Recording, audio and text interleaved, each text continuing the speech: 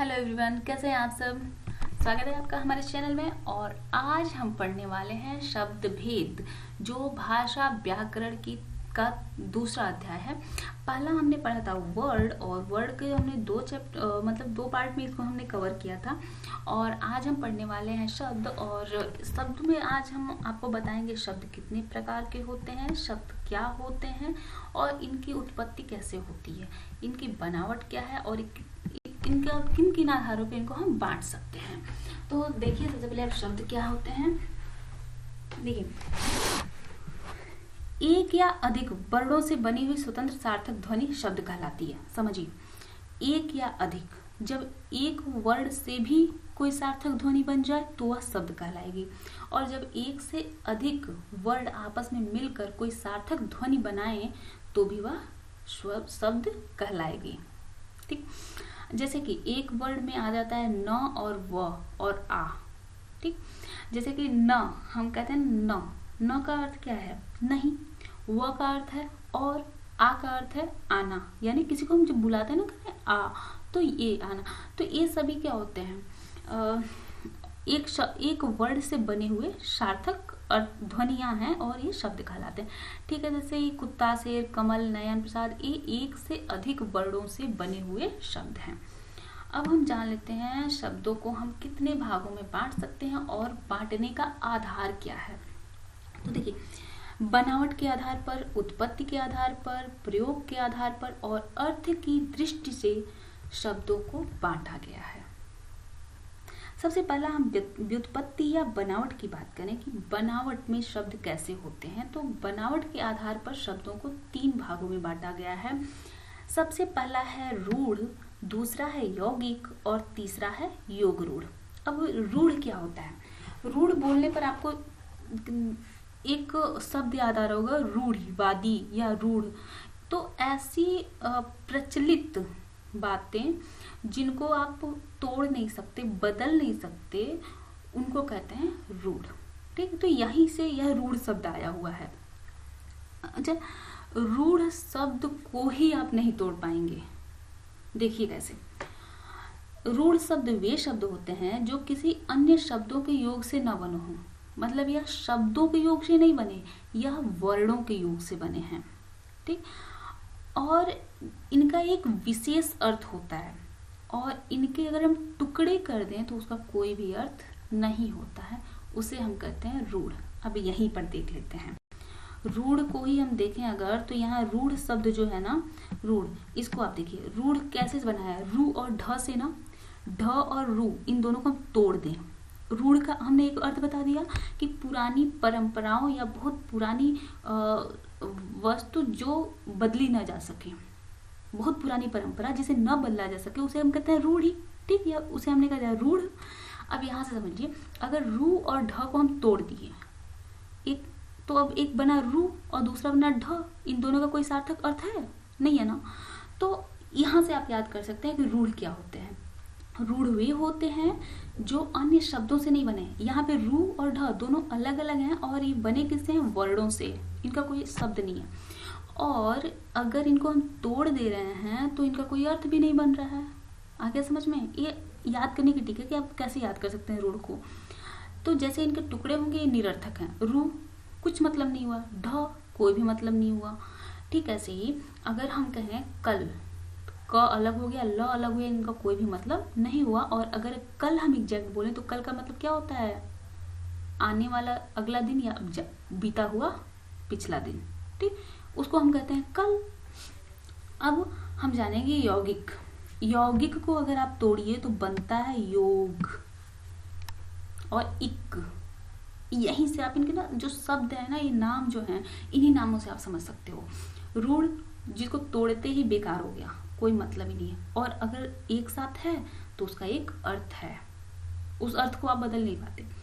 यौगिक, योग धन इक से बनता है यौगिक। अब देख रहे हैं ना, इसमें संधि विच्छेद हो रही है, हो रहा है ना, योग धन इक यौगिक। तो यहाँ एक संधि विच्छेद हो रहा है, और इसका मतलब है जो भी संधियां होती हैं उसमें यौगिक होते हैं। यौगिक संधियों से बने हुए जितने भी शब्द होते हैं वे सभी यौगिक होते हैं। यौगिक का क्या होता है? कि यह दो सार्थक शब्दों से बने हैं, मतलब दोनों ही जो शब्द है ना वे दोनों के दोनों सार्थक हैं। जैसे अगर हम बात करें देवालय की तो देवधन आलय, देव का मतलब ये होता है और आलय का भी एक अपना मतलब होता है। ठीक है, जैसे कि हम राज पुरुष की बात करें तो राज का भी अपना एक मतलब होता है, पुरुष का भी अपना एक अलग मतलब है। हिमालय की बात करें तो हिम का अलग मतलब है और आलय का अलग ही मतलब है। तो इस तरह से ऐसे सभी शब्द जो संधियों के द्वारा या समास के द्वारा बने हुए हों वे सभी यौगिक कहलाते हैं। आया समझ में?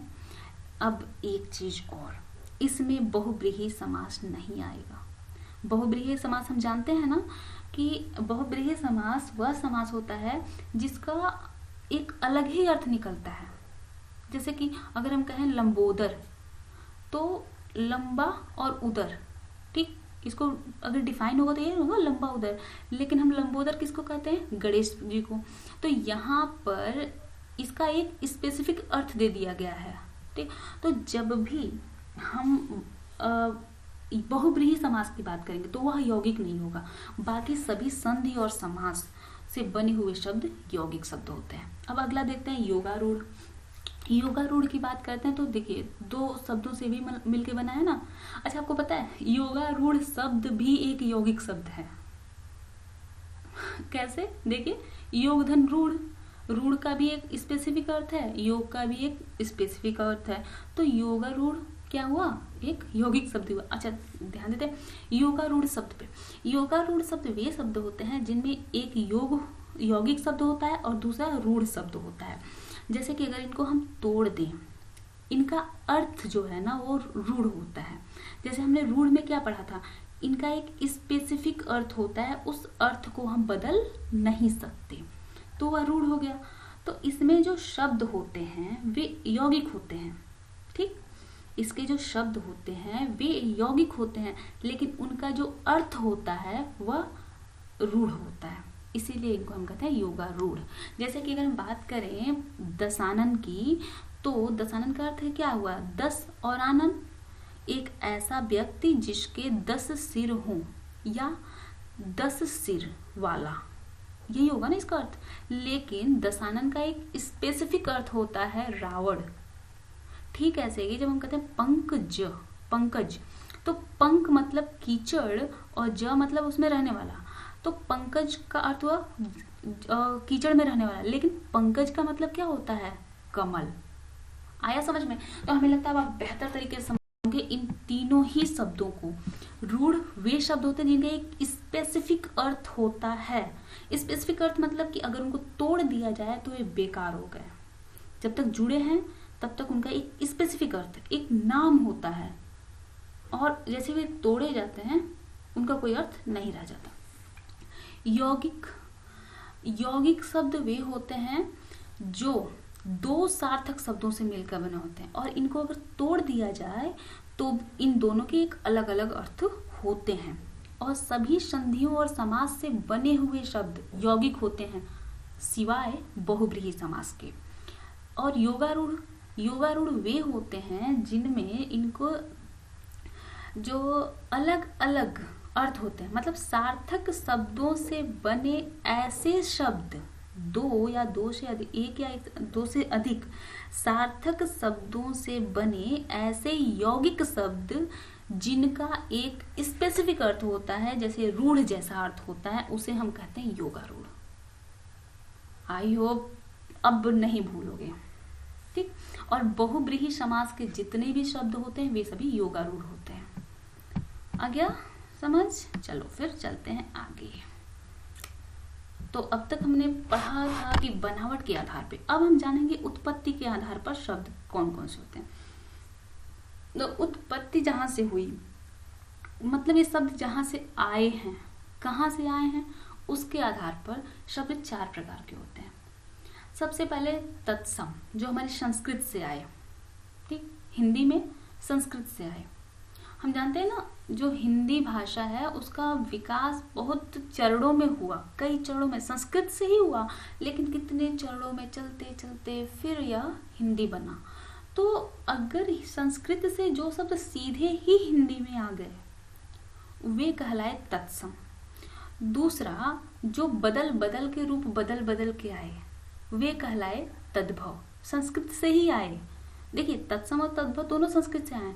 एक तो ऐसा है कि संस्कृत से उठाया और हिंदी में लाके रख दिया, ठीक, और दूसरा संस्कृत से उठाया और उसका रूप बदला और फिर आके रख दिया। जैसे कि समझ लीजिए कि आइसक्रीम आपने उठाई और फ्रीज से आइसक्रीम निकाली और प्लेट में रख दिया, ठीक, वो फ्रीज हो गया संस्कृत और आइसक्रीम आपका शब्द और प्लेट आपकी हिंदी, ठीक। तो आपने आइसक्रीम उठाई प्लेट में रख दिया, ये हो गया तत्सम। दूसरा आपने आइसक्रीम उठाई बाहर लाए, वो पिघल गई, मेल्ट हो गई, मेल्ट होने के बाद उसने आपने प्लेट में रख दिया, वो है तद्भव, मीन्स रूप बदल गया उसके। अब वो मेल्ट वाली है ना, तो जानते हो आइसक्रीम कभी भी वही अच्छी लगती है जो तत्काल की हो, ठंडी हो।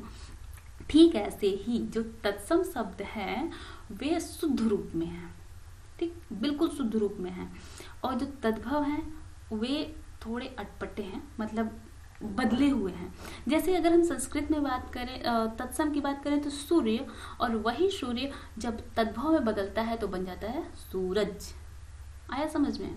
रात्रि तत्सम है और रात में बदल जाती है तो होता है तद्भव। अब कुछ शब्द हैं जो प्रभाव से बन गए, क्षेत्रीय प्रभाव से, जहाँ के लोग हैं उन्होंने एक नाम दे दिया और वो नाम बन गया, उन्हें कहते हैं देशज, ठीक। जैसे हर क्षेत्र पे की अलग अलग बोली होती है, अपनी भाषा होती है। तो जैसे कि हम जानते हैं कि एक कहावत कही जाती है, कोस कोस पर बानी बदले 5 कोस पर पानी। तो मतलब थोड़ी थोड़ी दूरी पर ना आवाज बदल जाती है लोगों की, बोली बदल जाती है लोगों की। जैसे कि अभी आप अपने भारत तो विविधताओं का देश है, तो हर जगह अलग अलग बोलियां हैं। तो ये शब्द जो होते हैं वो देशज कहलाते हैं। किसी क्षेत्रीय आधार पर उसे कोई नाम दे दिया गया, जैसे कि थैला, पेट, गाड़ी, खटखटाना, ये सब चीजें, ये सब कहलाती है देशज शब्द। उसके बाद आते हैं विदेशी या विदेशी शब्द। अब वो जो शब्द किसी और भाषा से लिए गए, ठीक, जो शब्द किसी और भाषा से लिए गए वे शब्द कहलाते हैं विदेशी या विदेशज। हम जानते हैं कि हमारे देश पे बहुत सालों तक, कई 100 सालों तक विदेशियों का प्रभाव रहा, तो उनकी भाषा के बहुत सारे शब्द हमने हिंदी में ले लिए और हम उनका प्रयोग करते हैं। जैसे कि स्कूल सबसे कॉमन है, स्कूल, तो स्कूल क्या है, यह अंग्रेजी भाषा का है, ठीक। ऐसे ही अचार, पुलिस, टेलीफोन, रिक्शा, ये सभी हमने दूसरी भाषाओं से लिए हैं, विदेशी भाषाओं से लिए, इन्हें कहते हैं विदेशज। अब जैसे अंग्रेजी से हमने क्या किया लिए, college, pencil, radio, television, doctor, letter box, pen, ticket, machine, cigarette, cycle, बोतल, ये सब क्या है अंग्रेजी भाषा से, ठीक है। हमने फारसी भाषा से लिए अनार, चश्मा, जमींदार, दुकान, दरबार, नमक, नमूना, बीमार, बर्फ, रुमाल, आदमी, चुगलखोर, गंदगी, चापलूसी, ये सब हमने फारसी से लिए। इसी तरह अरबी से हमने लिया औलाद, अमीर, कत्ल, कलम, कानून, खत, फकीर। तुर्की से कैंची, कैंची सब तुर्की का शब्द है। चाकू, तोप, बारूद, लाश भी तुर्की शब्द है। इसी तरह फ्रांसीसी शब्द जो हमने लिया, पुलिस, कार्टून, इंजीनियर, कर्फ्यू, बिगुल, ठीक। चीनी हमने लिया तूफान, टाइफून इसी से है, तूफान, लीची, चाय, पटाखा। यूनानी शब्द टेलीफोन, टेलीग्राफ, एटम, डेल्टा। ऐसे जापान से रिक्शा लिया, ठीक, रिक्शा जापान का है, और बम डच का, ठीक। आइए आप देखते हैं प्रयोग के आधार पर शब्द भेद। प्रयोग के आधार पर शब्दों को मुख्यतः 2 भागों में बांटा गया है। एक तो है विकारी और दूसरे हैं अविकारी, ठीक। विकारी जो लिंग जाति के अनुसार बदल जाएं और अविकारी जो कभी न बदलें, ठीक है। जैसे कि अब देखिए विकारी जो है ना उसमें 4 शब्द आते हैं, संज्ञा, सर्वनाम, विशेषण और क्रिया। एग्जाम्पल से आप बहुत अच्छे से समझ जाएंगे। संज्ञा, सर्वनाम, विशेषण और क्रिया।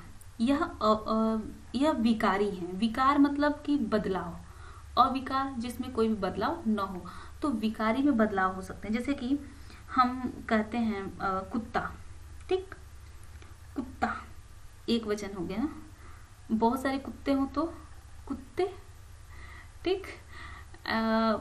अगर मैं अकेली हूँ तो मैं, दो लोग हैं तो हम। तो इस तरह से ये जो सर्वनाम है और संज्ञा है ये भी बदल जाते हैं, इनके रूप बदल जाते हैं।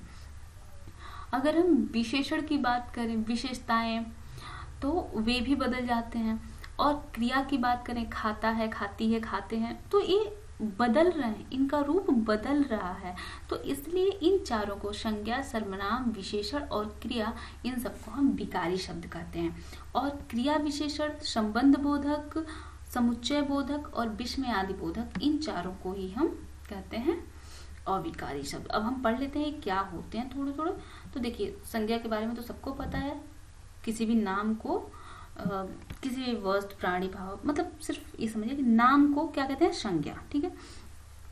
और सर्वनाम, संज्ञा के स्थान पर आने वाले जो भी शब्द होते हैं उनको हम सर्वनाम कहते हैं। ठीक ऐसे ही विशेषण जो संज्ञा और सर्वनाम की विशेषता बताते हैं और संज्ञा और सर्वनाम के द्वारा जो कार्य किया जाता है उसे हम कहते हैं क्रिया, ठीक। और इसके बाद अविकारी आ जाते हैं। अविकारी शब्द जिनमें कोई बदलाव नहीं होता वो है क्रिया विशेषण, जो क्रिया की भी विशेषता बताए उसे कहते हैं क्रिया विशेषण।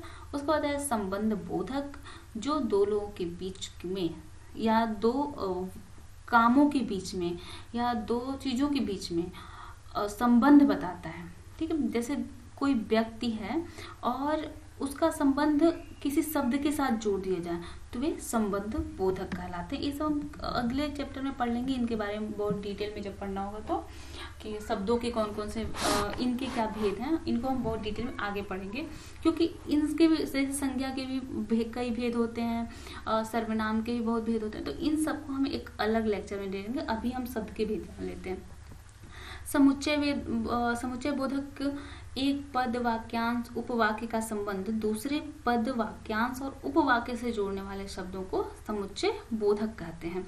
जिसमें आते हैं और, या, किंतु, परंतु, इनको हम कहते हैं समुच्चय बोधक। इसी तरह से जो शब्द हमें हमारी फीलिंग्स को बताते हैं, हमारे जैसे हमारे हर्ष को, मतलब खुशी को, शोक को, आश्चर्य को, क्रोध को, घृणा को, इसको बताते हैं, उन्हें हम कहते हैं विस्मय आदि बोधक, ठीक।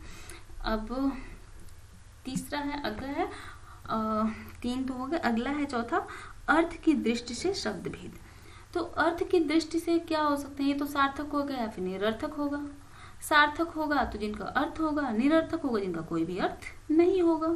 और निरर्थक तो हम बहुत प्रयोग करते हैं, रोटी, ओटी, पानी, वानी, डंडा, वंडा, इसमें जो भी ऐसा है जिसका कोई अर्थ नहीं है। रोटी के बाद ओटी का कोई अर्थ नहीं है, पानी के साथ वानी का कोई अर्थ नहीं है, डंडा के बाद वंडा का कोई अर्थ नहीं है। और ये जो तीनों चीजें हैं ना, ऐसे जो भी हम बोल देते हैं जिनका कोई अर्थ नहीं होता, वे कहते हैं निरर्थक शब्द, ठीक। इसके साथ ही हमारा ये वीडियो कंप्लीट हुआ और थैंक यू। आप मुझे प्लीज बताइएगा कि आपको मेरा वीडियो कैसा लगा और यह आपके लिए किस प्रकार से हेल्पफुल है। Thank you.